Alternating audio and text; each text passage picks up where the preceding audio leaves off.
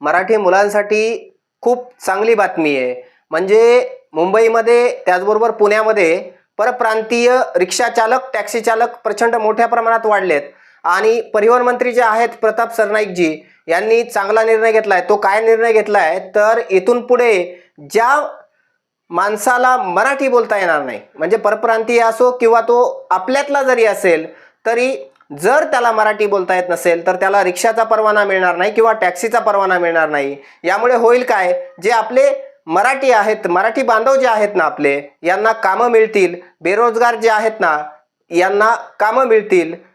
हा जो काही निर्णय घेतला आहे प्रताप सरनाईक यांनी हा खूप महत्त्वाचा होता। कारण आपण जर मुंबईला गेलो ना तर प्रचंड मोठ्या प्रमाणामध्ये बाहेरचे जे आहेत ना तेच भरले गेलेत। म्हणजे टॅक्सी आणि रिक्षे जवळजवळ 99% बाहेरची लोक दिसत आहेत आपल्याला। मराठी माणूस कुठेतरी शोधून सापडतो।